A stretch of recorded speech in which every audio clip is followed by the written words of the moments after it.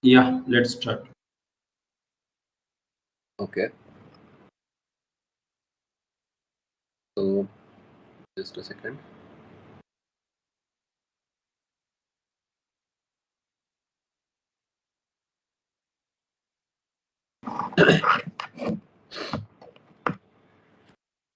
Okay, so hello everyone.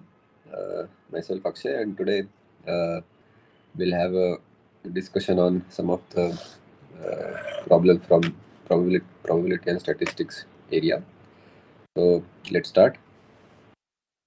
First of all, uh, before going to the uh, core content of the topic, uh, admissions are open for next year's GATE exam, and various streams are, coaching for various streams, including aerospace, mechanical, ECE, EE, CS, DA, etc., are provided in IIT's GATE classes, and various courses are offered. Online coaching, targeted GATE course, online test series, distance learning program are some of the important uh, aspects of the various courses that are offered in the coaching. So if you are serious about your GATE preparation, or for that matter other competitive exams preparation as well, you can consider checking out the uh, website of the IIT's GATE classes. And with that, let's come to the main topic for discussion today. It is regarding the GATE 2024 paper of data science and artificial intelligence. And you know, within that paper itself, uh, we will be focusing on probability and statistics part of the paper. And here you can see almost 22 marks were dedicated to this section in the paper, and that highlights the importance of this topic amongst the uh, overall syllabus uh, for this stream. So let's jump into the questions straight away, because we have more number of questions today, and from weightage also you could have guessed that this section will have more weightage, so there will be more number of questions also. So now let's take the first question, which is 11th question in the paper. And there are two sentences given, uh, or statements. First is highlighting that the mean and variance of a Poisson random variable are equal. So this is just a factual question. So you should be aware of Poisson random variable and what its mean represents and what its variance represents. So for any random variable, its mean is kind of an average expectation, and variance represents the spread of the values of the random variable. These are like the practical definitions of it. You can look into more involved definitions or technical definitions, but uh, that's what they signify in some sense.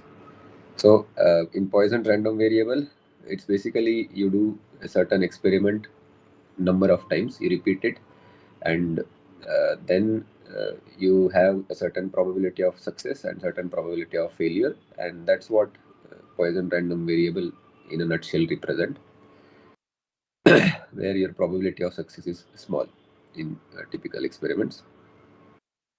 So this is the first statement, and uh, we all know that, or at least if you have studied Poisson random variable, you'll know that uh, for Poisson random variable, mean is equal to variance is equal to, uh, typically you can represent it by NP, where N is the number of experiments performed and P is the probability of success. for each experiment. So like that. And it is the only random variable where you will have mean and variance exactly equal to each other. In other random variables, they are not variables, they are not. So therefore,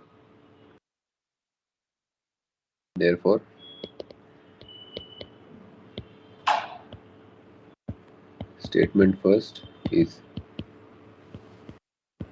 correct.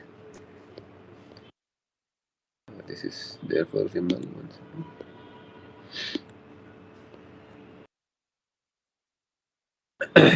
So this is correct. And second statement states that for a standard normal random variable, the mean is 0 and the variance is 1. So again, here you should be aware of, first of all, what is normal random variable and what is standard normal random variable, and then again, what about their means. So many of the practical systems are modeled as random variable, normal random variable, or binomial also they call it, uh, distribution, something like that. But here the keyword is standard, so this is the keyword, and because of that only your answer will change. So if the standard is not mentioned in the question, if they just mention that for a normal random variable the mean is 0 and the variance is 1, that is wrong. Mean can be anything. Mean will be just the average of all those readings, typically speaking, and variance depends on the spread of those readings.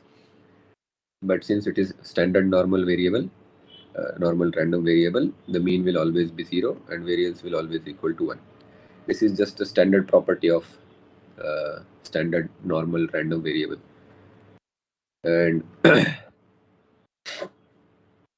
typically, maybe here I like you just think that this is a standard drawing, and maybe it is not up to the exactness, but it will be a bell-shaped curve, and this will be your mean equal to 0 for standard normal random variable. Your mean is always 0 and variance is always equal to 1. That is how it is defined. That's the definition of it. So it's just a straightforward fact-based statement. And variance basically represents, for any random variable, it represents the spread of the values represented by that random variable. So therefore, statement 2 is also correct.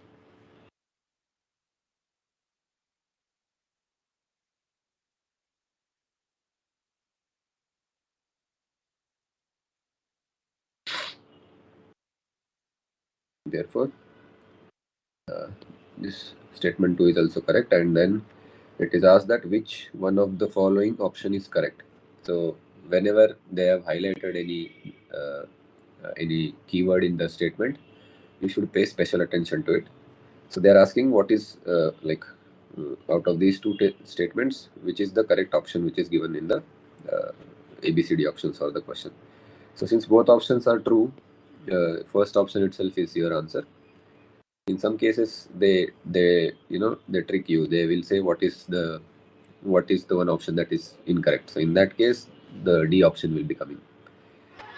Normally, it doesn't happen, but in some exams, they trick you like that. So, like that, this was actually the direct, definition-based question. Not much leeway there. If you know that, if you have studied Poisson random variable and standard normal random variable, you will solve this question within a minute or so. But if you have not sincerely studied these concepts, there is no trick to it. It's just a fact-based question. So you should pay attention to basics as well. So now coming to the next question, which was question number 12 in the actual exam. And the question is 3 fair coins. So there are 3 coins and they are fair. So, what do you mean by fair coin? Fair coin is a coin which doesn't have any biases. So, typically, you'll have probability of head as well as probability of getting tail equal, and that will be 1 by 2. But there may be a case where you can make the coin somehow biased toward giving you more heads or tails. How do you do that? That's the different case, but that is the definition of fair and biased coins. So here they are giving you 3 fair coins and they are tossed independently. So this is also important keyword. So they are not tossed together, they are tossed independently. The result of one toss doesn't affect the result of other coins toss. That is what it represents. Then T is the event that 2 or more tosses result in heads. So T is the event that 2 or more tosses result in the head. So I'll just write it here. T is event such that 2 or more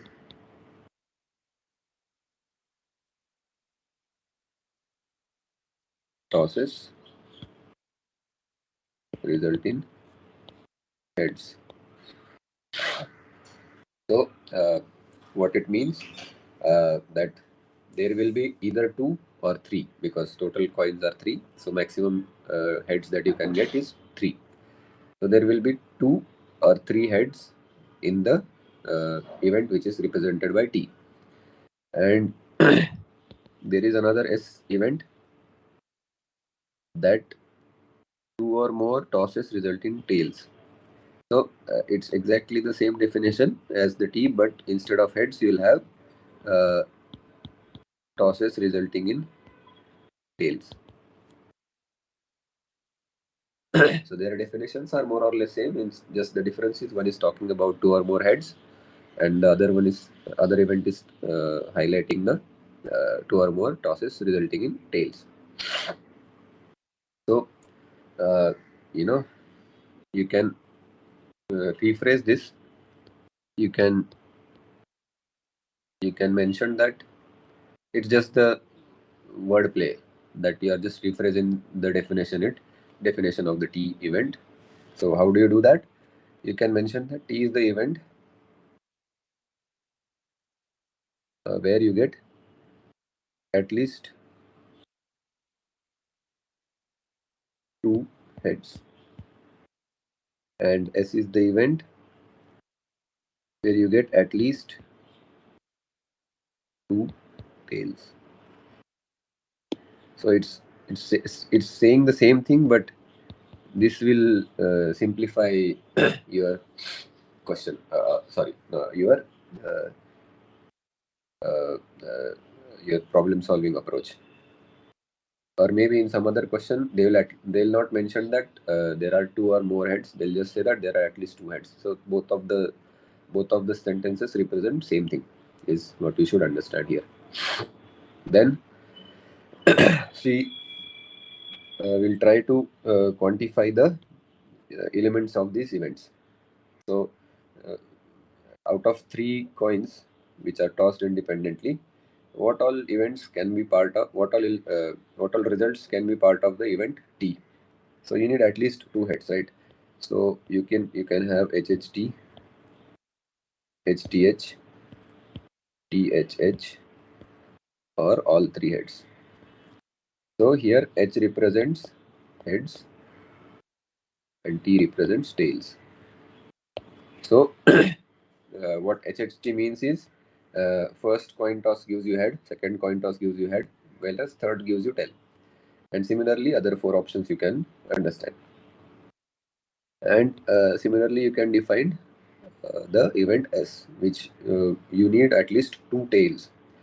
So 2 tails will be TTH, THT, HTT, or all the tosses will give you tails. That is also possible because you are tossing 3 coins. Now, in the question, what is asked is what is the probability of event T intersection S? So basically, they are asking what is the probability of T intersection S. So now we have found out the events or the elements of T and S. Now we need to find what are the elements that are intersecting. So what are the elements that are common in these two events? So here if you compare, you realize that there are no common events here, no common elements, because all four of the event T and all four of all elements of S, they are all different. So therefore the set which is representing intersection of event T and event S is a null set. So this is the symbol of null set, standard symbol. So that another way of representing is number of elements in the event, or in the T intersection S event, 0. And we all know uh, and probability of T intersection S is nothing but number of the elements in that event divided by total number of your sample space. So here typically S is the simple use for sample space, but I'll just mention that it is a total number of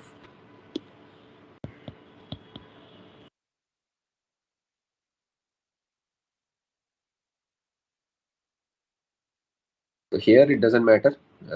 It is because the numerator is 0, so in the end you'll get the answer which is 0. But see, when you toss 3 coins, you will have 9, or 8, sorry, 2 to the power 3. So you'll have 8 total number of elements. That will be your sample space, and out of that, you have to find out how many elements are in the event that is asked. In this case, it is T intersection S. So basically, it represents T intersection S represents the elements which are common to T as well as S. And in this case, there are no such elements. So therefore, the probability is 0. And therefore, correct option is option A. So this was, and this type of questions are frequently asked in GATE exams, to be honest with you. Here it was 0 and it was easy question, but sometimes there are tricky questions from this area as well. Then let's move on to the next question.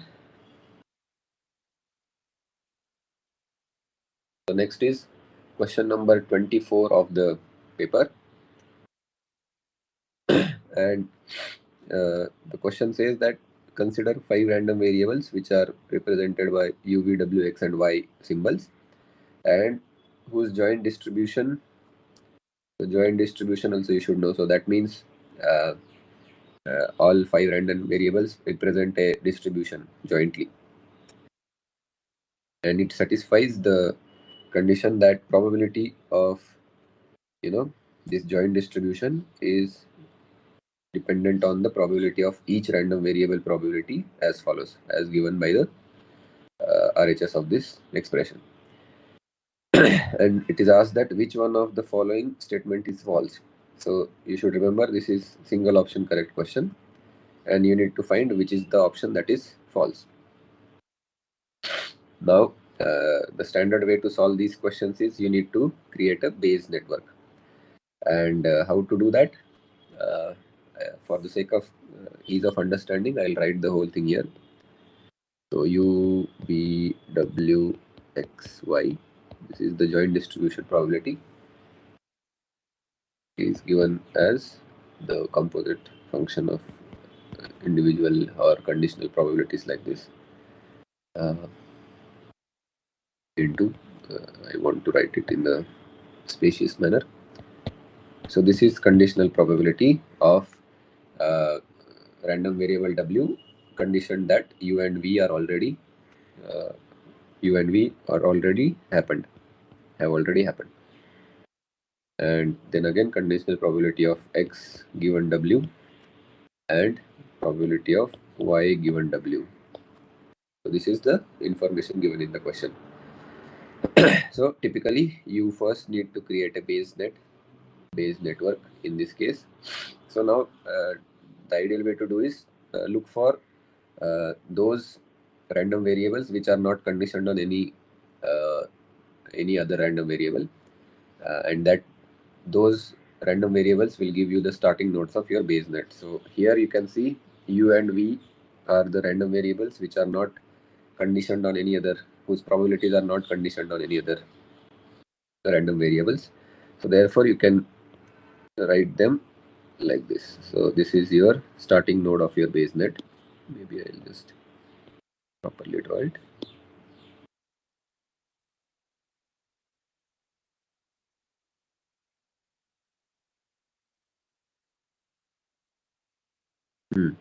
So this is your starting, these are your starting nodes of your Bayes net.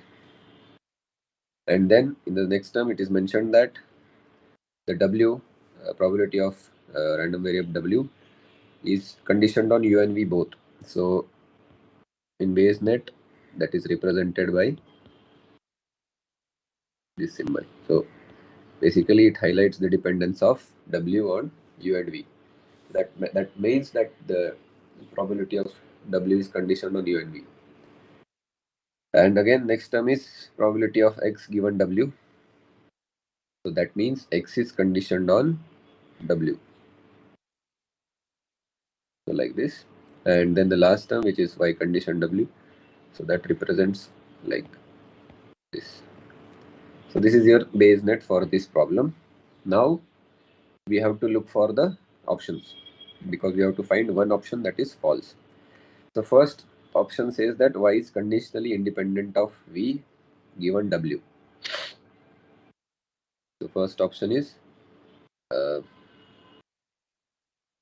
Y is conditionally independent of V given W.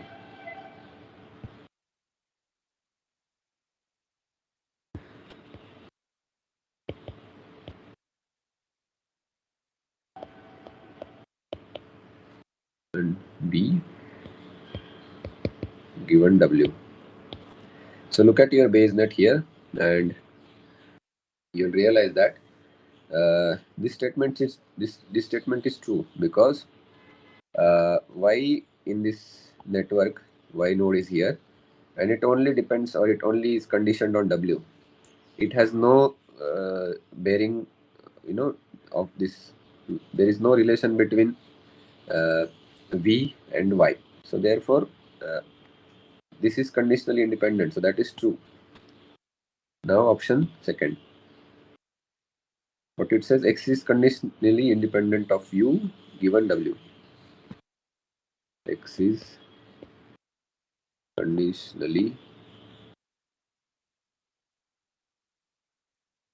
independent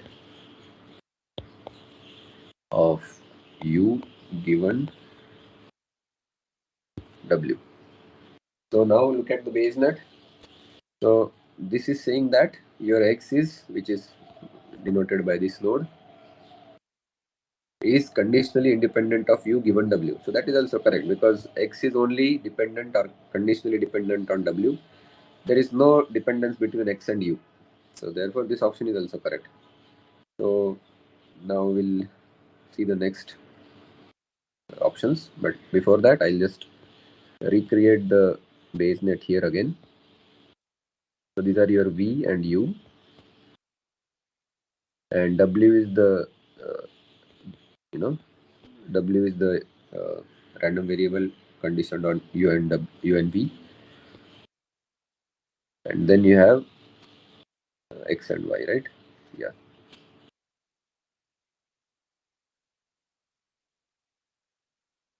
So now let's look at the C option, which is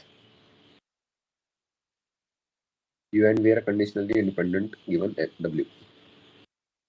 U and V are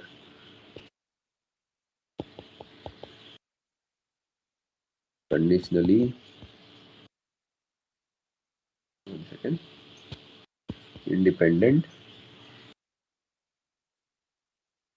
given W.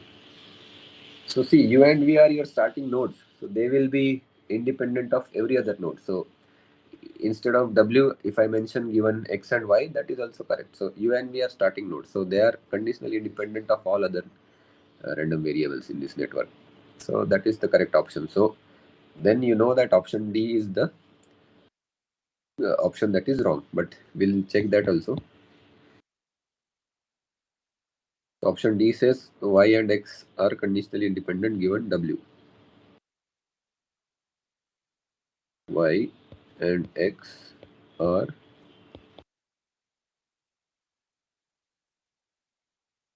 conditionally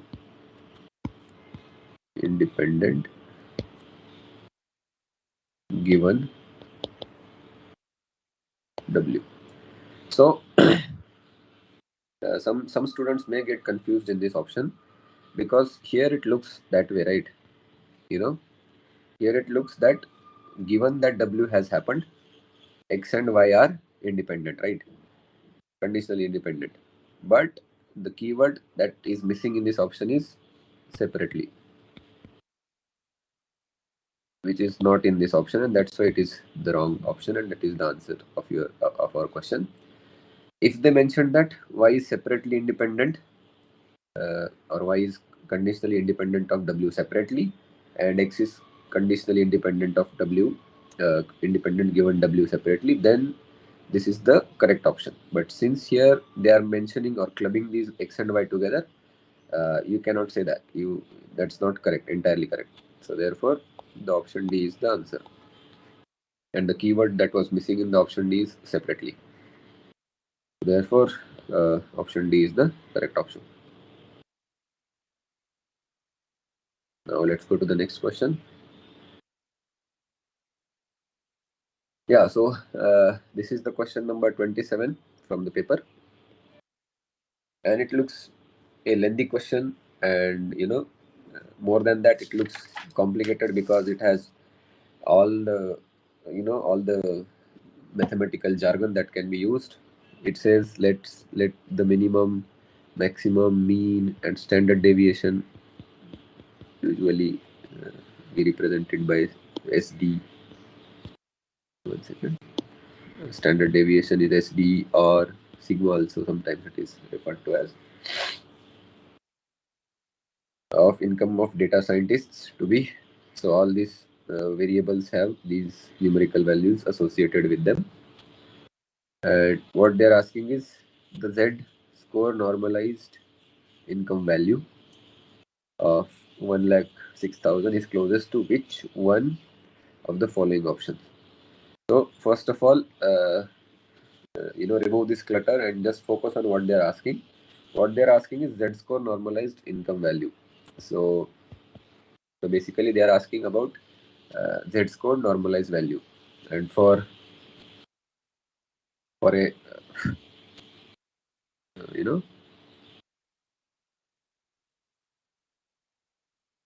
and typically the definition of Z score normalized value.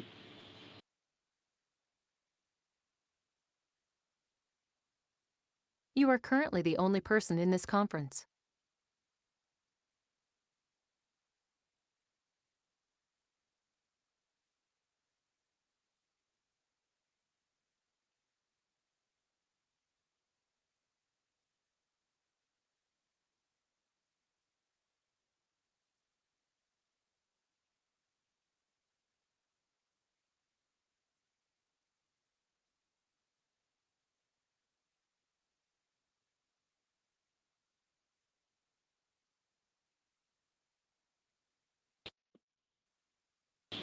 Okay, so I've joined the audio again. Okay, so coming back to the question, they are asking about the Z score normalized income value. So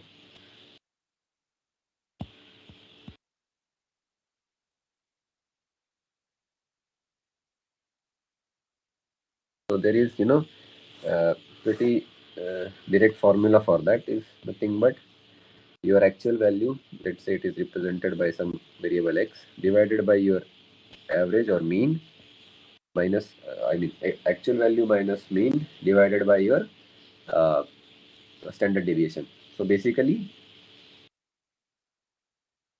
in context of, let's say, we discussed earlier, right, in one of the questions, that there is a normal distribution and then there is a standardized normalized normal distribution or standard normal distribution. So basically what you do, you scale the normal distribution parameters to get mean as 0 and variance as 1, and that is what we call as standardized normal distribution. So this Z score also comes into that category only. So here your mean can be anything, your X can be anything, and standard deviation also is also a function of the data values. But in the end, you will get z score which will be within certain range. So that is what normalization means, and that is why this normalized keyword is there in the value. So here in the question, if you look at, they are asking that for x equal to 1,60,000, 1,06,000, sorry. And what is the mean here? Mean is the third value, which is 96,000, divided by your standard deviation. So standard deviation is 21,000. Basically, this is nothing but 10,000 by 21,000. So approximately less than 0.5, close to 0.5, but slightly lesser than that, because it is 10 by 21. And if you use the calculator and if you get the exact value, you should get 0.476. And if you look at the values, options, yeah, so then you get the answer, which is D. So this was, I mean, they tried to confuse the students with a lot of mathematical terms and numerical values, etc., etc. But in the end, it was very simple question, as long as you know how to calculate the normalized z score of the distribution based on its mean and standard deviation. So let's move on to next question. Yeah, so this was actually a maybe you can consider a medium level difficulty question, because it is, if you follow the conventional method, it is slightly lengthy, it will take a time, and if you have time, then it's all well and good. But if you are in a time crunch, then these type of questions are designed for wasting your time only. Not wasting, but uh, these type of questions will require more time if you follow traditional route. And you know that's why when you appear for any exam, your time management is also good. So when you read question and when you realize that, okay, this question I can solve, but it will take more time, typically you should avoid solving those questions initially, because when you spend too much time initially, in the end you get the time pressure when you have more numbers of questions left and less time remaining. So this is not the difficult one, but this is definitely more time taking question. So one could have kept this question in the end, and in the end, when you have enough time, you can tackle these type of questions easily. So now in the question, it is mentioned that let x and y be two propositions, and which of the following statements is tautology. So tautology is a statement in which, if you give the truth table for tautology, and if these are your propositions, okay,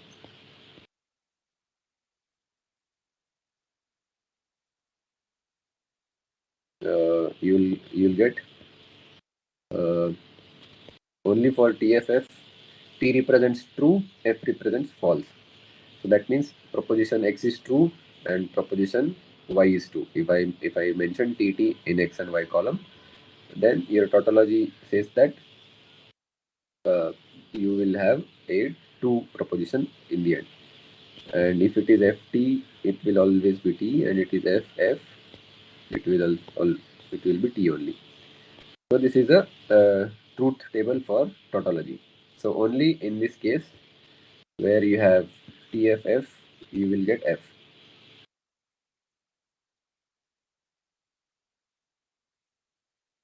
Correct? And this operator here in the options, if you see, this operator is nothing but AND operator, and this operator, which is represented by this symbol, is negation or negative operator, and this symbol states that it means implies. So what it means is first bracket implies second bracket, like that you have to understand. These are like standard notations used in these type of problems. So now we have to find And one more hint is they have used A.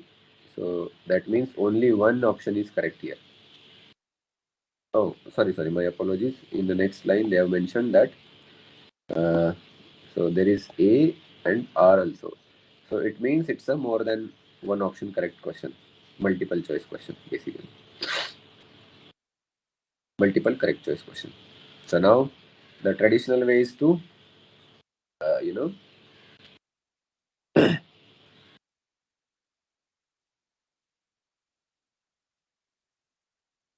uh, one second.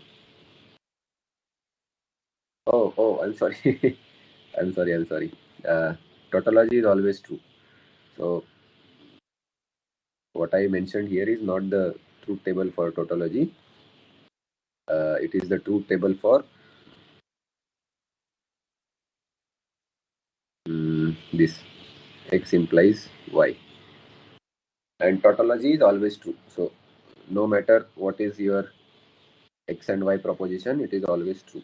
So it should always give you t. And this truth table is for this. My apologies. I should not have said that way. I think in the flow I skipped that part. So let's jump into the question, and maybe when you solve one case, you'll realize that okay, this is how you go about for these questions. So let's say we take option A.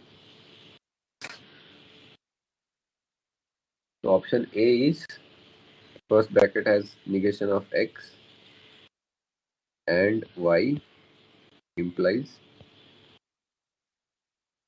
y implies x. So some composite statement is formed.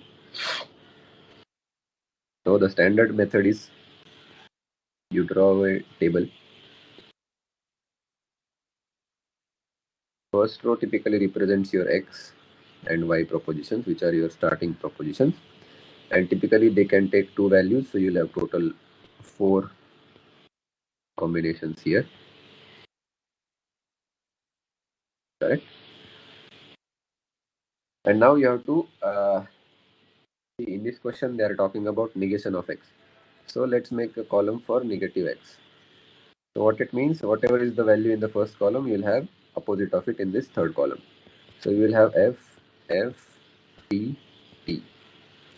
Now they are doing AND operation between negation of x and y. So this bracket I am talking about, let's say I call it let's say by number 1. So what does I will get? What does this bracket 1 represent? It represents uh, AND operation between negation of x and y. That also means in mathematics term, you basically multiply negation of x and y. So we know that in AND operator, only this, uh, you know, only when they are uh, true, both of them, then only the operator will give you true. If any one of them is false, you will get false. So let's multiply second and third column. So TFF will give you false. False is obviously false. TT, that means both are true, then the first bracket is true. In this case also it will be false. Now let's look into the second column. So y given x, as I told you earlier, y implying x, that is only false when y is true and x is false. So basically TFF is how I remembered it. So yx, so that means you have to look from second column to first column. So let's say I number this column, this bracket as 2. So we are trying to find out that column 2. So y given y implying x, so second column to first. So tt will be t, ft will be t, tf will be f, and ff will be t. And now you have to do first implying second. So now ft will be t, ft will be t, tf, f is f. This is t.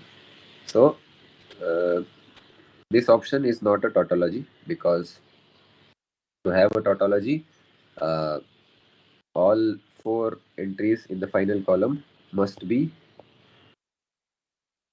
t. Then only you can call it a tautology. That is the definition of tautology. So therefore, option A, it means it is not a tautology. So therefore, you can eliminate this option. Now you have to do the same thing with all options. And see, one way to reduce time for this type of questions is you observe the options. See here, option A and option C, they have first bracket common. Only the second bracket is changed, right? So you can use the same truth table here. Sorry, see, because you already calculated bracket, first bracket, so that is 1. So now you have to calculate some other bracket, which is uh, negation of x implying y. So you can do easily here. So now we don't have space on the left side. What I'll do, you can complete this table. This was for first option.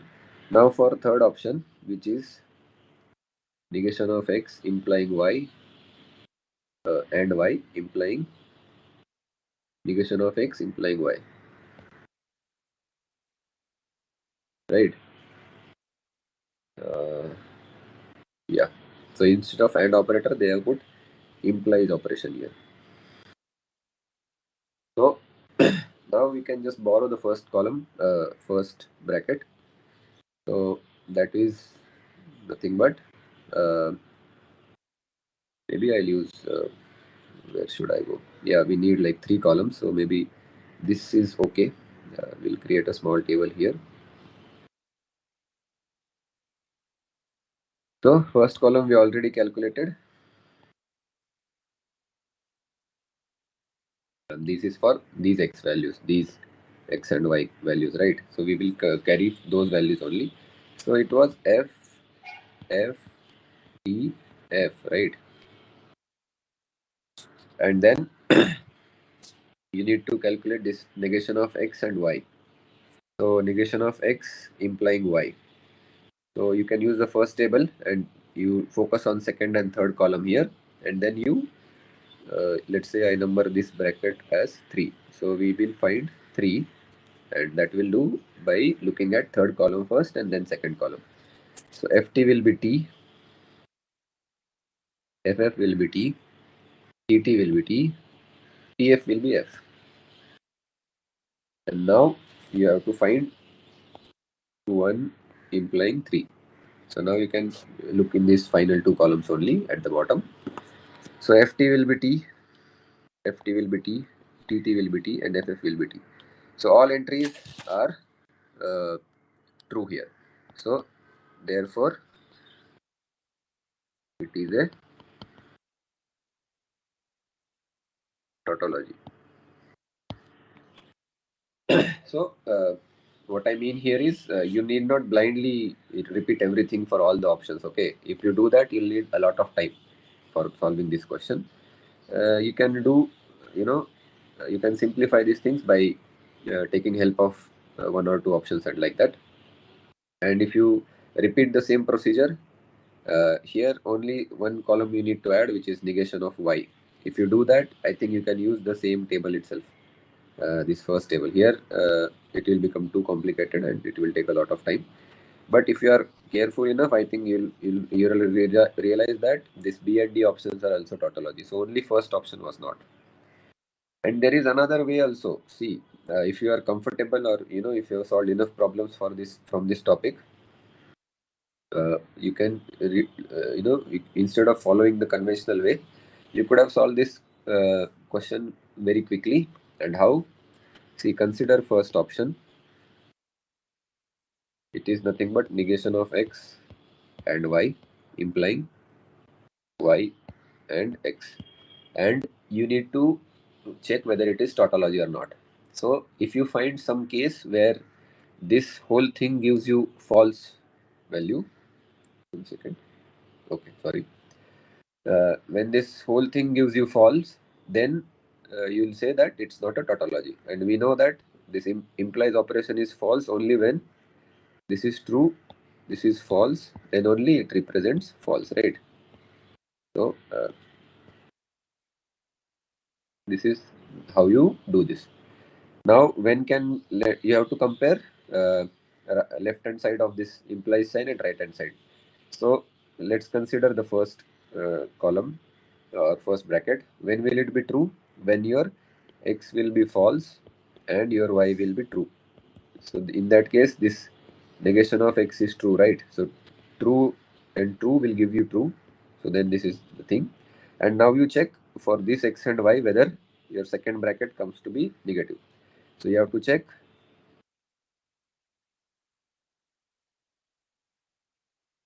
Now for sorry, the confusion is if I use the same arrow, that may confuse everybody. So I'll use some different type of arrow.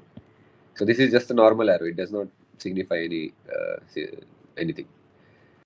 So for x equal to f and y equal to t, so it will be t.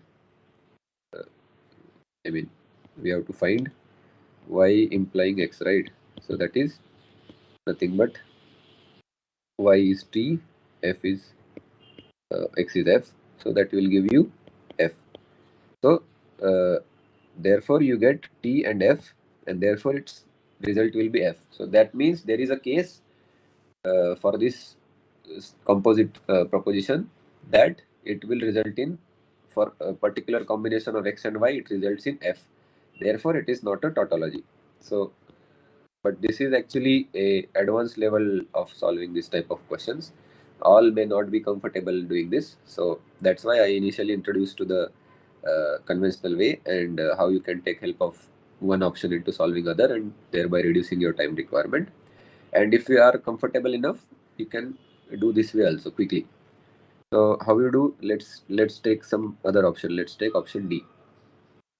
And here the option D is x into x and negation of y implying y given x. So here also you need to find some contribution or some combination where your first bracket will be t and second bracket will be f, so that your end result will be f, right? So now let's check the first bracket. When will it be true? When x equal to t and y equal to false, then only this first bracket will be true. Now put these conditions in this bracket. So what it represents, y is false and x is 2. So this gives you true only, right? This is result is true. So it's not false, right? So there is a contradiction. So therefore, You are currently the only person in this conference.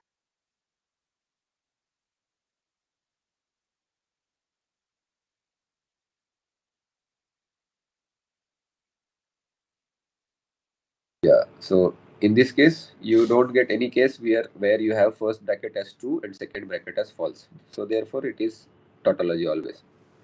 So like that, you can eliminate the options quickly. But this is not the easiest way. Okay. So that is the whole thing about that question. Uh, let's move on to the next question. Yeah. So this is question number 34, and this type of questions you may encounter in other exams also, because this is very famous type of question that is asked.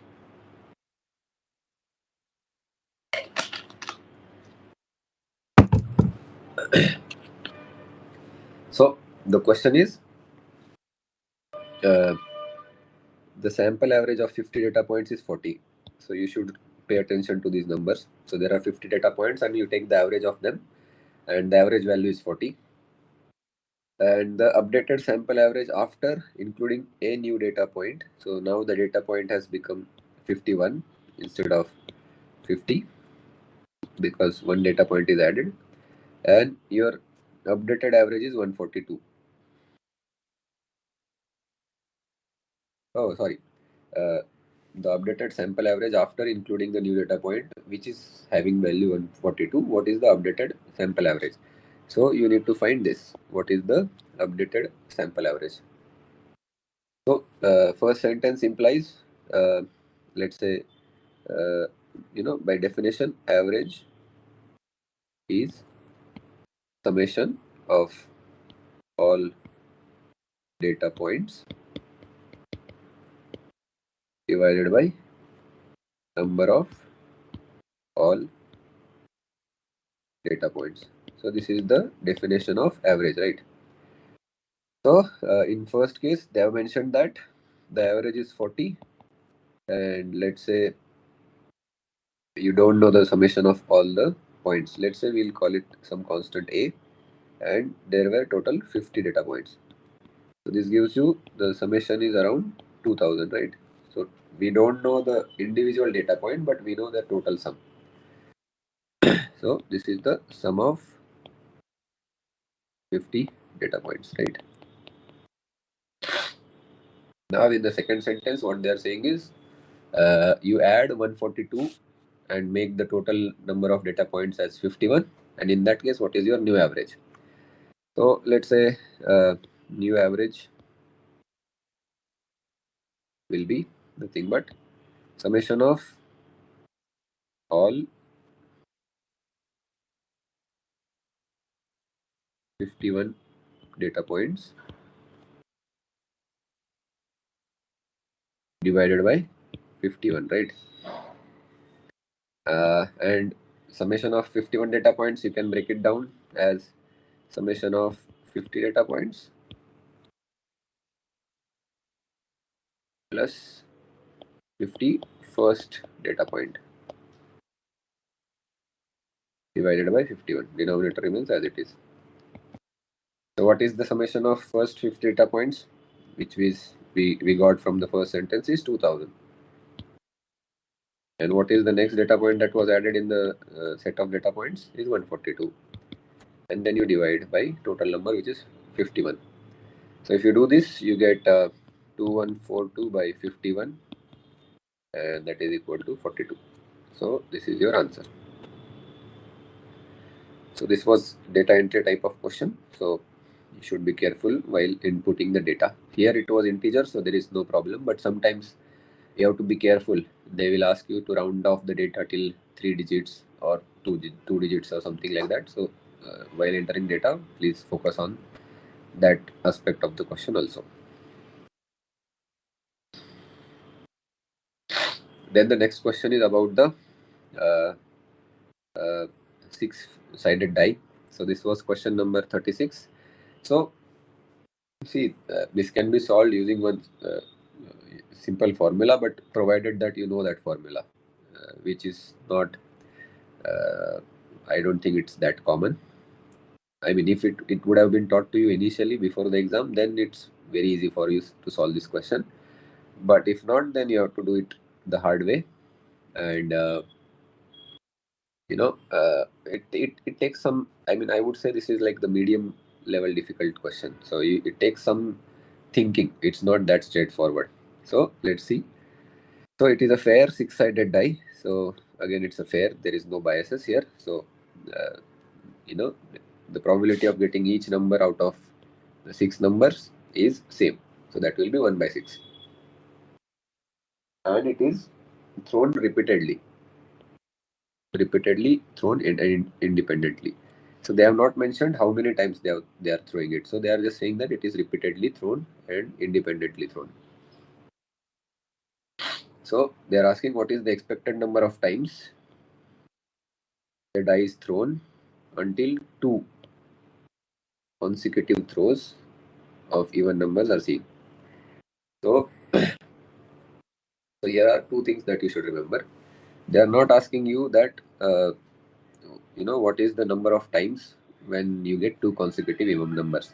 They are asking expected number of times. So this is like the expectation of this random variable, which represents event wherein you throw the die and you get 2 consecutive even numbers.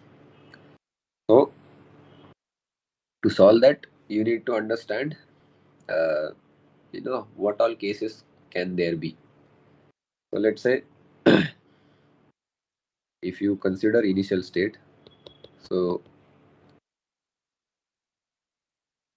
you have a die and you throw the die. So how many options are there with you? So I'll show the last one like this. It will be easy to draw the image. So you have some possibilities, right? what are your possibilities? So in first throw you get odd number, which is either 1, 3 or 5. And what is the probability of getting that? It is 3 by 6, right? Or otherwise you throw the die and first attempt you get 2. And what is the probability of getting 2? It is 1/6 because it's a fair die. Or maybe, okay, I'll use different color for probabilities, otherwise it will be confusing. So let's say you get 4 or you get 6, correct? So like when you throw a 6 face die, these are the all combinations that you can end up with. So this represents your event in which you get first number as the odd number. So in that case, what are the probabilities of each event? So you get 1 by 6 probability of getting 4, you get 1/6 probability of getting 4, and in case of 6 also you get 1/6 probability, but here you get 3 by 6. So basically half the time you will get odd number in your first attempt. So what happens when you get odd number? Uh, 1 second. You return to the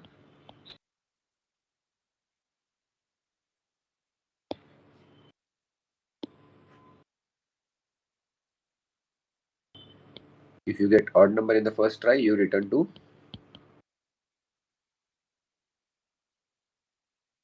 original state or initial state. Then again you throw the dice, right? So here, if E of x is your expectation, to get the 2 consecutive dice, uh, recursively you end up with one die, one attempt, and again whatever the expected number of dice that you need to get the 2 consecutive uh, even numbers, because this is your first attempt, right? And you did not get anything, so that's why 1 is added here. So this is the first option. So now in case of 2, what happens? Let's say you threw the die and in first attempt you got 2. So now there are also 4 possibilities here, right? What are the possibilities? You get 2, you get 4, you get 6, or you get odd numbers 1, 3, 5. So and individual probability of all these events is, so this is 1/6 probability, this is 1/6, this is 1/6, right? And you will get odd number at probability of 3 by 6. And then this means that your event is complete because you got 2 in the first throw and then you got 2, 4, 6. So in the second throw also you got the even number. So that means you are done. So this is end. And your expectation will become here 2 because within 2 dice, within two throws of die, you got 2 consecutive numbers. But if you get second number, which is, nothing but a odd number, that means you have to go back to initial state, right? So back to initial state in this case.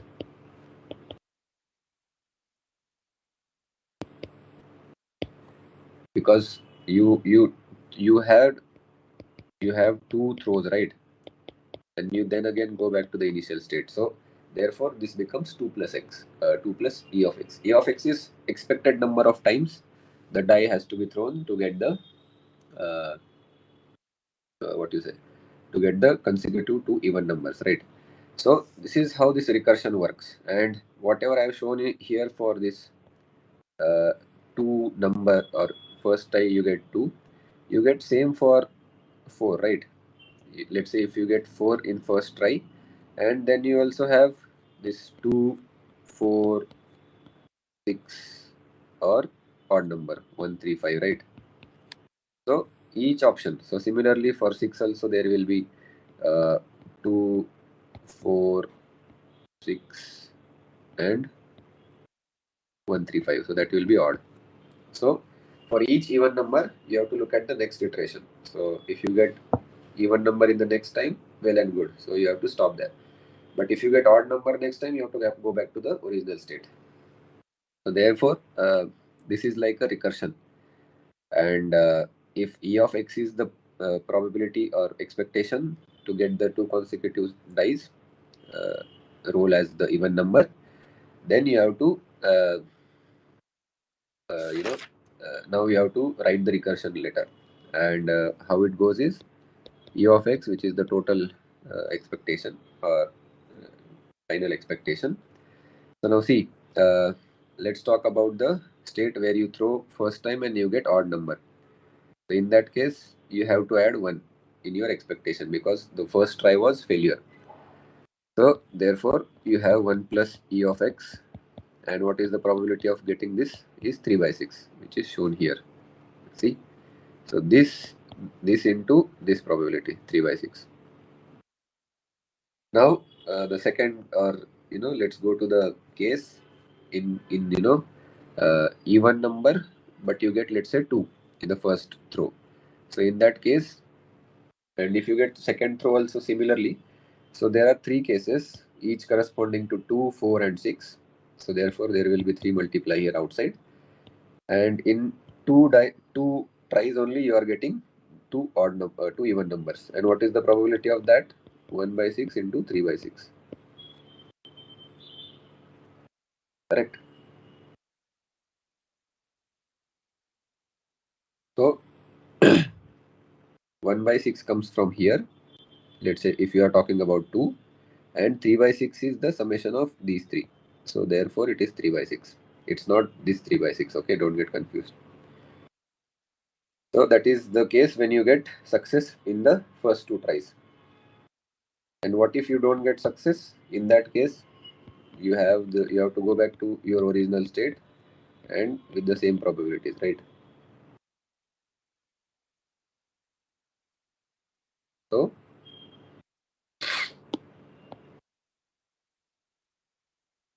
one second.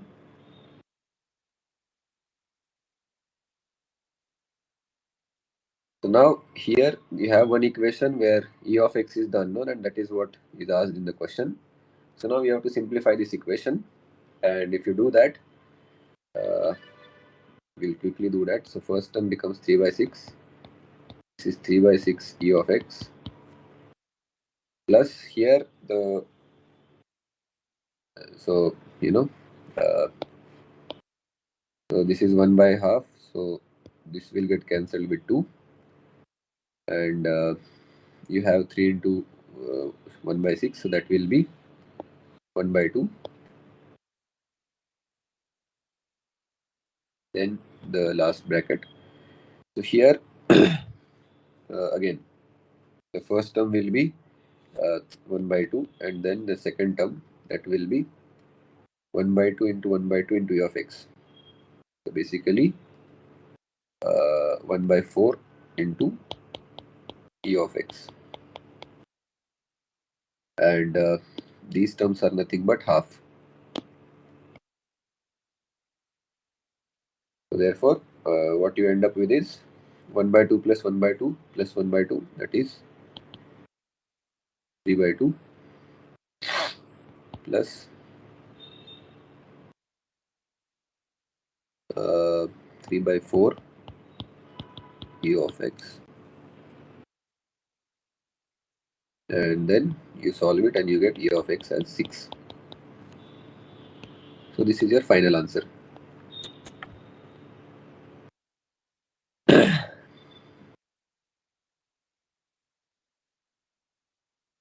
Okay. So you may find this slightly tedious way, but this is the standard way. There is another way where people are directly using the formula, wherein what the formula is basically, uh, what is the probability of getting even number. So let's say P is the probability of getting an even number. So that is nothing but 3 by 6. So this is 1 by 2. And now they're asking, so the formula is, you have to keep on adding this. So for two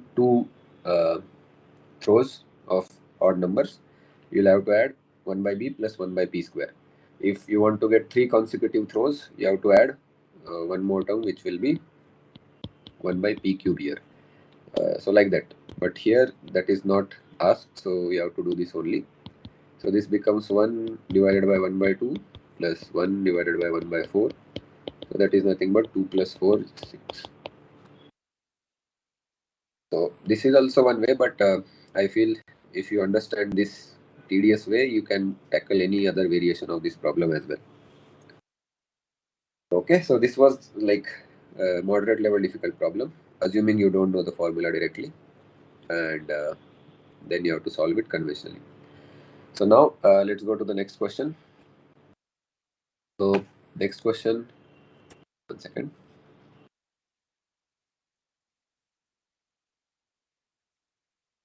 So okay, so yeah, this is the question wherein it was the 56th question in the paper. So there is x random, which is a random variable uniformly distributed in the interval 1 to 3. So by definition of random variable which is distributed in any interval, so that will have uniform value, and that will be 1 divided by difference of these limits. So 1 divided by 3 minus 1, so half. So this random variable x will have half value in the whole 1 to 3 region. And then there is another y random variable which is also uniformly distributed, and its interval is 2 to 4. And it is mentioned that is x and y are independent. They don't have any dependency. So you can represent them using a independent coordinate axis also, which we'll use in this question. And in the end, it is asked that what is the probability where where x is greater than or equal to y. And see, here you have to round it off till 3 decimal places. So this is also important observation here. Now, how to do this question? Since they are independent, you can draw their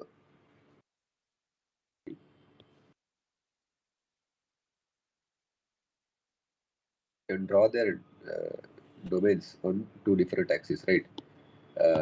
And let's say this random variable x is represented on x-axis, and this is y-axis for random variable y.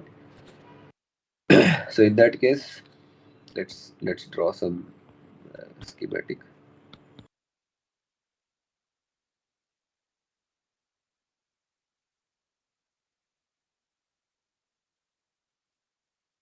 So x random variable is conditioned from 1 to 3, and y is from 2 to 4. So you will get a square like this. In this figure, it will not look like a square because it's not the scaled image. But since both the sides are 2, 2, you will get this as your whole, sample space. I mean, not sample space, but the whole region where x and y are active or defined. And what is asked is, if you draw this line, let's say,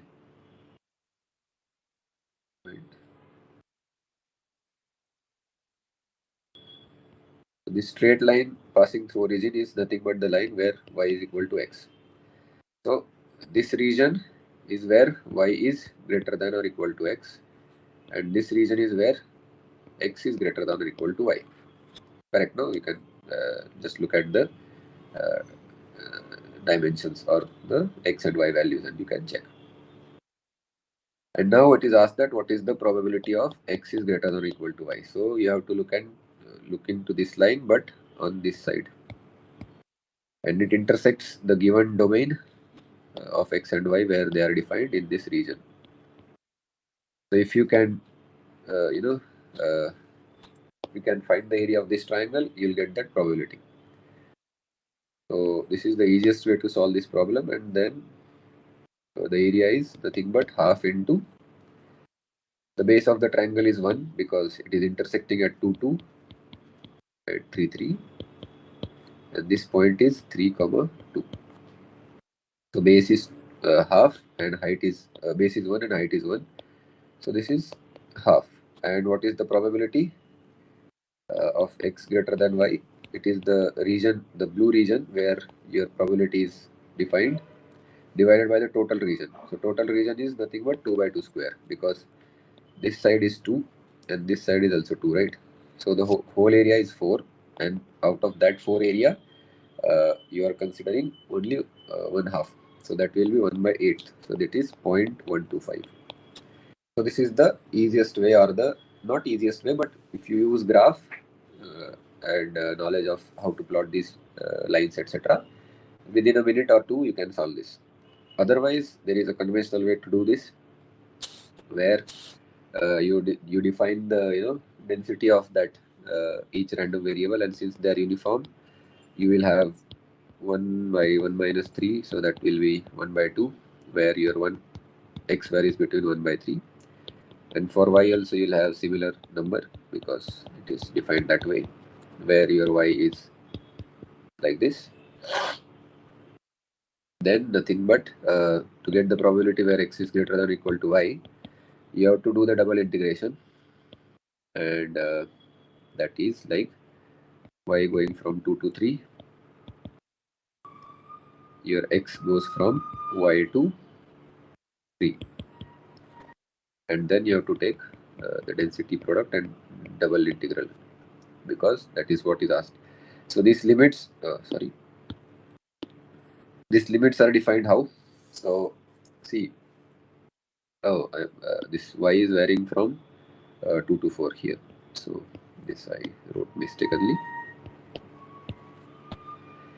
So see, even though y is varying from 2 to 4, x is defined only from 1 to 3. So if y goes from 3 to 4, there is no x there. So in this limit, y can go up to 3 only, where because both x and y need to be defined for this integral. Wherever there is no, if you go in a region on y where x is not defined, you can't do this integration there. So therefore, y is equal to 3 is the upper limit. And since it is asked that where x is greater than or equal to y, therefore your limits for x integral starts this way, and it goes to 3. And I have done this calculation, and if you also do it, then also you'll get 1 by 8, which is 0.125. So this is the conventional way to do it. I'm skipping the integration here because of the constraint of time, but you can do that as your homework, and then you should get the same answer. So sometimes if plotting the graph is not possible, in that case you have to follow the conventional approach, and this is the way to do that. So next question was 57th question. Here your x random variable is exponentially distributed with parameter lambda greater than 0. The probability density function of x is given by this function.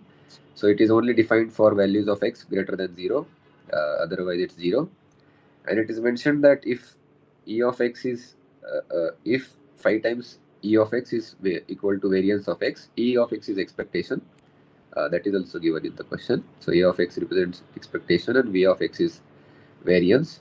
What is the value of parameter lambda? And you have to round it off to 1 decimal place. So if you know exponential, exponential function. So for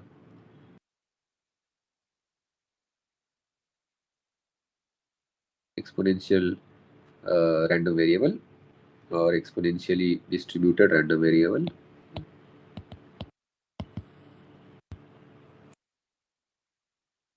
if you know this formula, if you know the formula for e of x and variance of x directly, then so you can solve this question in less than 1 minute, because they are mentioning that it is given that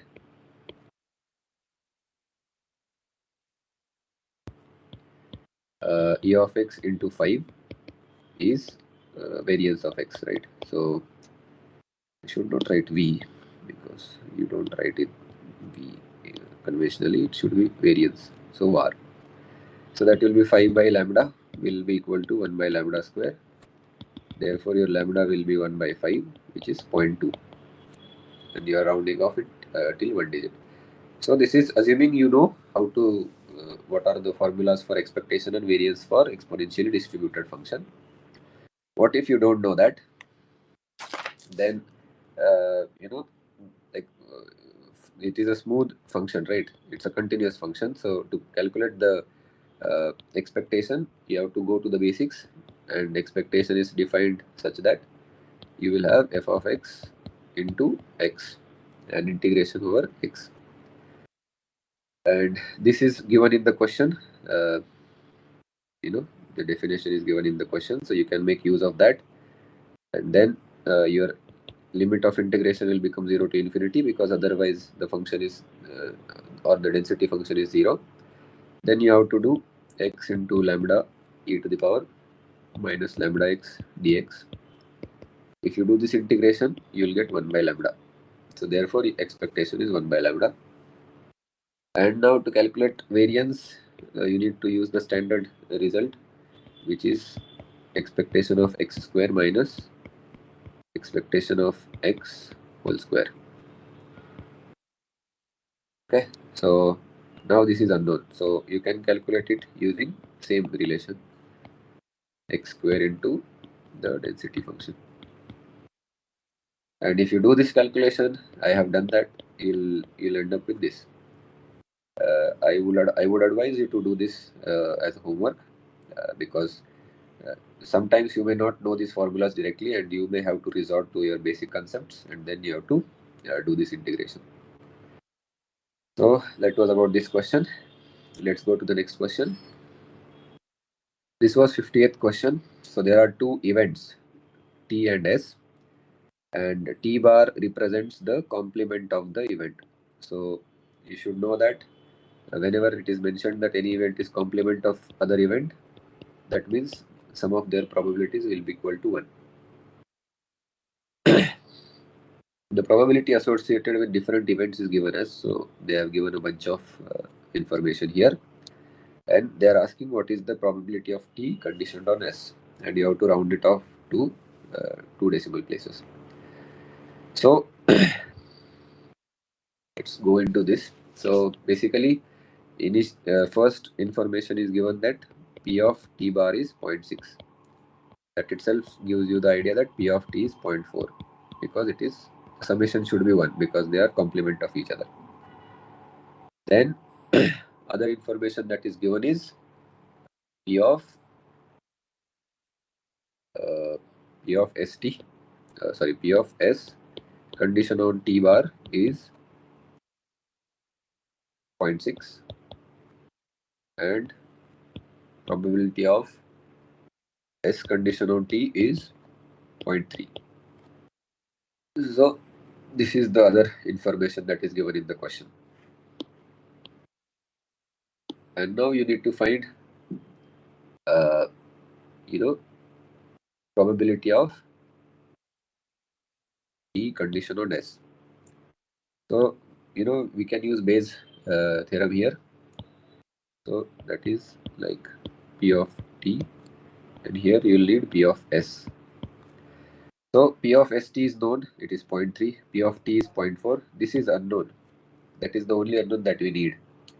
And to get that, you can using law of total probability, which is P of S is P of S given or conditioned on T into P of T plus P of S condition on T bar into P of T bar. And this equation it holds because T and T bar are complement of each other. So therefore you get the answer.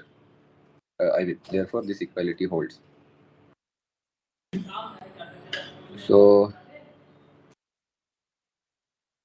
then now you can see P of S given T is known, right? So that is 0.3 into P of T is 0.4 plus P of S given T bar is 0.6 into P of T bar is 0.6. So you can calculate this and you get 0.48, right? Because this is 0.12 and 0.36. So now you can calculate P of T condition S, which is nothing but P of S condition T, P of T upon P of S. I'm just writing the same equation which I wrote in the previous page. So P of ST is 0.3 given in the question. This also is inferred from the first information. And this is 0.48. So this is basically 0.12 by 0.48. So that is 1 by 4. So 0.25. And this is your answer. And you have to round it off till 2 decimal places. So this is what you get. So this was the solution to this question. So basically, in most of the questions, you have to use Bayes' theorem, and this, if it is mutually exclusive events or exhaustive events, you have to use this total probability rule also, law. So then you can solve most of these questions. So now, next question is question number 59, and here it is mentioned that consider a joint probability density function of two random variables x and y, and it is given by this, and it is 0 when x is, I mean, only in this range it is non-zero, otherwise it's 0. And in this range also, your y is always less than x. So they're asking what is the expectation of y conditioned on x when x is 1.5. So basically, you can write it as, you can write the definition of expectation. And since it is condition on x, so it will be constant, so expectation will be with respect to y.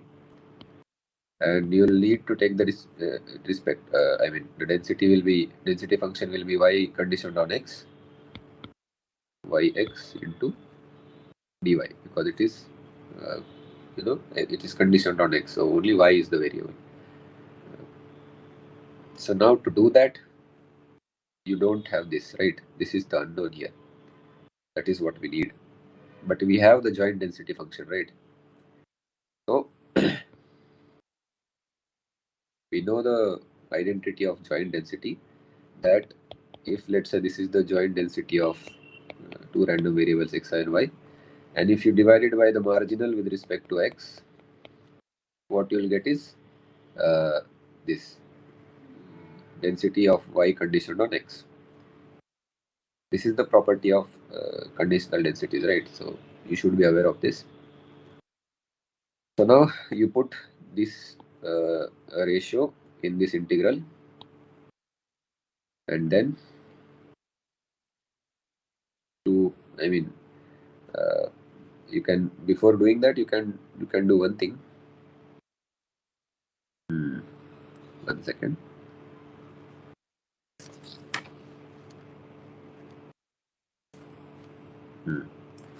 So first you can find the,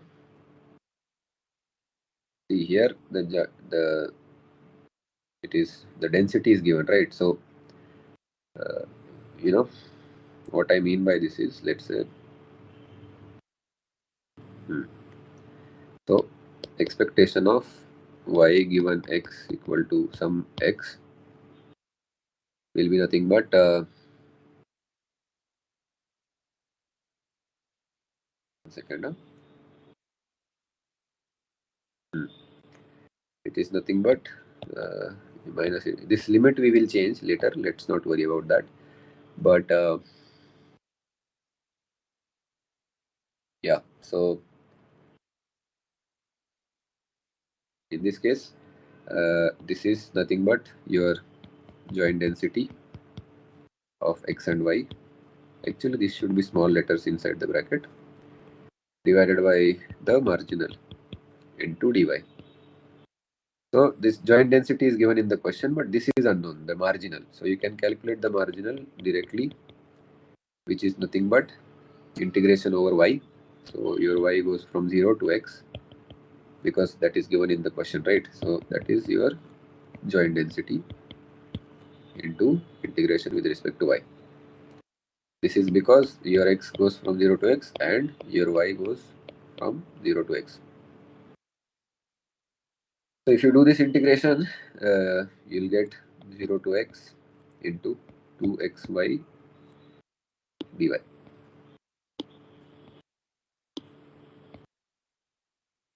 And that is nothing but x cube. So you now have marginal also. So now you put this marginal into this equation number 1, and what you end up with is, sorry, it should be capital Y. X equal to x is nothing but, so now we'll change the limits also. It is again 0 to x because integration is with respect to dy. Y remains as it is. The joint density is 2xy divided by x cube into dy. And if you do that, you get answer because x and x cube gets 1x gets cancelled, so it is basically 0 to x 2y square by x square into dy. So essentially you get 2 by 3 into x, and your x needs to be less than 2, and therefore you have to put x value because in this question they are asking x at 1.5. So that will be 2 by 3 into 1.5, which is equal to 1. So this is your answer.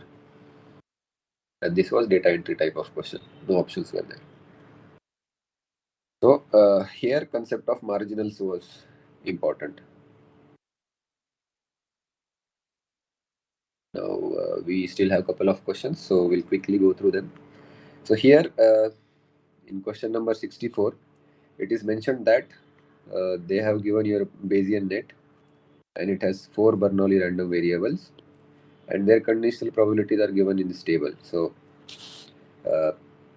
probability of u equal to 0 is 0.1, 0.5, and 1 equal to 0.5. So this is the first table. In the second table, probability of v. So this is represented by this table, and probability of this is represented by this table. And I think there will be fourth table for z. Now, so now they are asking what is the value of p u equal to 1, v equal to 1, w equal to 1, z equal to 1. So and we have to round it off till 3 digits. So this is what they are asking. So there can be multiple questions, but they are asking for a particular case here. So what you say? When you write it as p equal to u equal to 1, v equal to 1, w equal to 1, z equal to 1. What you essentially implies, because see, u is independent of all, v and w are depend or conditioned on u, and z is conditioned on v and w. So what it means is basically this will be equal to p of u equal to 1 into p of v equal to 1, given that your u is 1, because it is conditioned on u. In your Bayesian net you can see that. Then the third term will be p of w equal to 1, given that u is equal to 1, because it is also conditioned on u as per the Bayesian net, which is nothing but something like this. This is v, this is w, and this is your x. And when not x, sorry, it is z.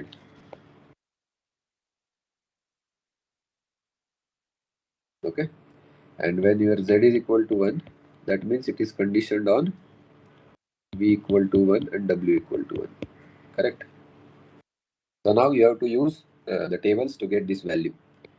So what is p of u equal to 1? So p of u equal to 1 is 0.5. So that is your first number. So now what is p of v equal to 1 given u equal to 1?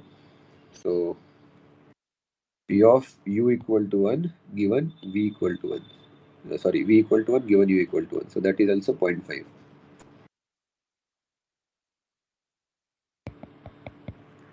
Then w equal to 1 given u equal to 1. So you have to go to third table. So w equal to 1, so you have to look into this column, and u equal to 1. So this is your required conditional probability. And then for z equal to 1, so you need to focus on this column. And when v and w both are equal to 1, so this is your intended probability. That is 0.5. So this is 0.5 into 0.5. So that is basically 0.125. And that is your answer.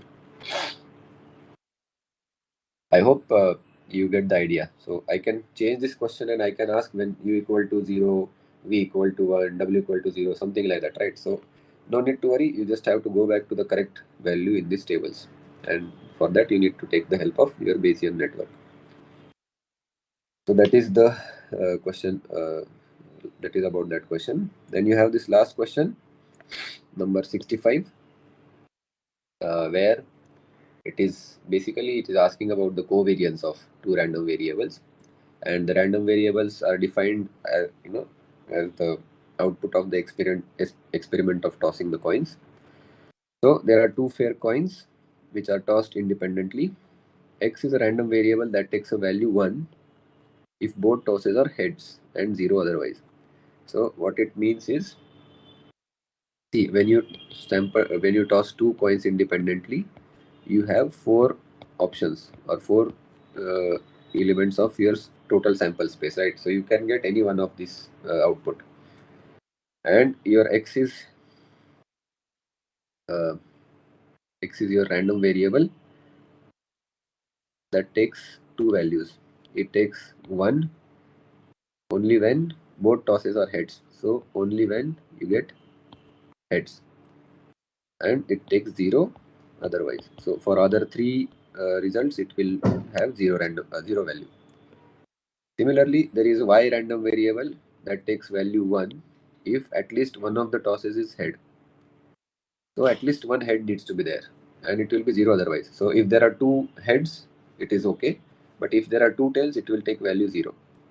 So your y random variable it takes two values, 1 and 0, and it is 0 when there are two tails. Two tails. So there will be this here, and it will have other three options: head, uh, head, and tail.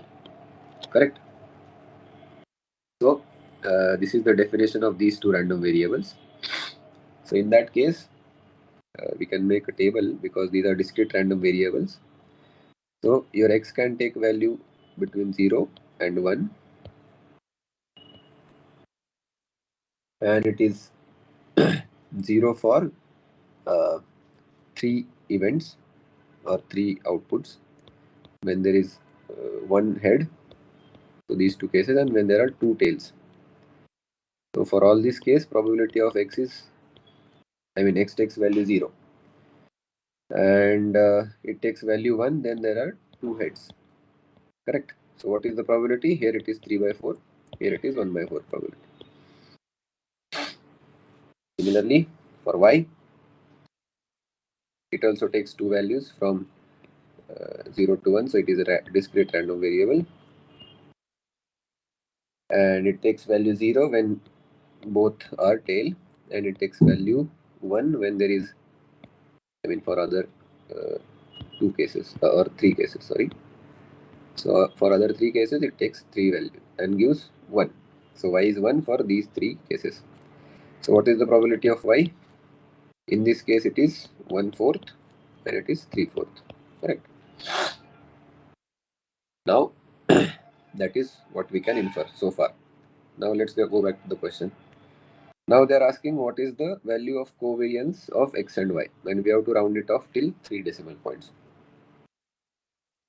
So now we should know that for covariance is defined between two random variables as their expectation of their joint distribution and individual product of individual expectations. So now we have to calculate these three numbers, and then we can get the covariance. Now for a discrete random variable, what is the expectation? Let's say for x random variable, it will be whatever the values that discrete random variable can take, multiply individually with their respective probabilities and sum it up. So here it takes only two values, so your I will be 2 only, and it can take value 0 to 1. So you will have 0 into probability of x being 0, that is 3 by 4, and then you add with the when x is 1, and its probability will be 1 by 4. So you get 1 by 4 as the expectation of x. Similarly, you calculate expectation of y, that will be yi into E of yi. So that will be 0 into probability of y taking 0 value is 1/4 plus if taking value 1 probability 3/4. So you have 3/4. Now the question is how to find E of xy.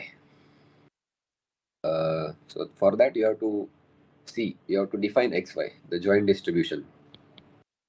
And see, when x is taking value from 0 to 1 and y is taking from value 0 to 1, your xy will also take value from 0 to 1 only, right? Either 0 or 1, not 0 to 1. We should not say that way. Correct. And when will it be 0?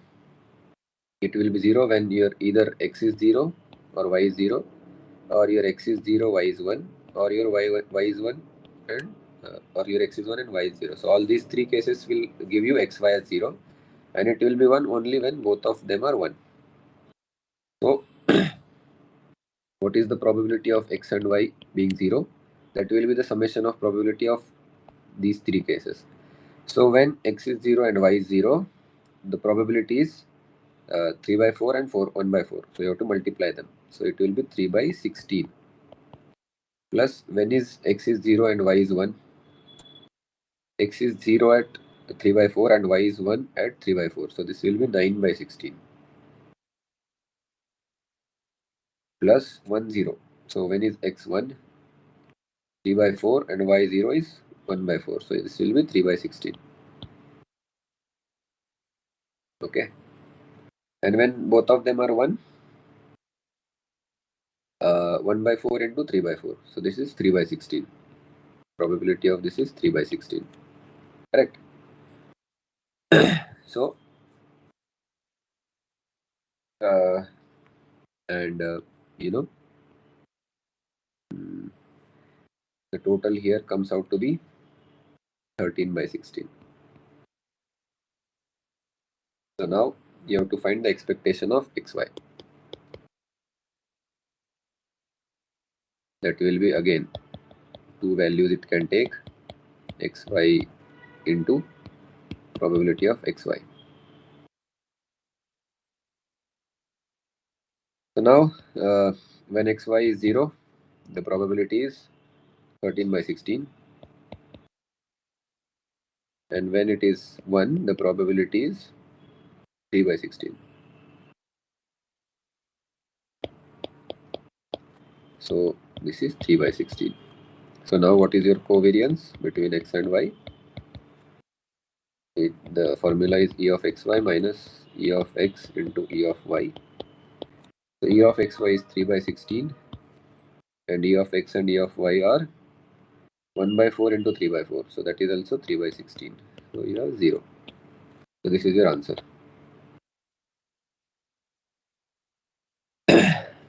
Okay.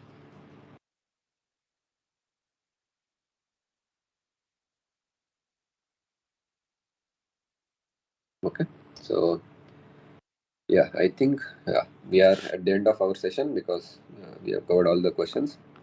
And regarding the various opportunities of getting coaching for the GATE for next year, interested and serious candidates can contact on the given mobile number, and you can drop a mail to this email ID as well if you have any queries which you can't discuss on call or something like that. Or the simplest way is to go to this website and you can check out the various offerings, and hopefully that will help you. And with that, we conclude this today's session, and thank you for your time and patience. And do check out these various social media links so that you will be updated about all the latest offerings by the institute. So thank you.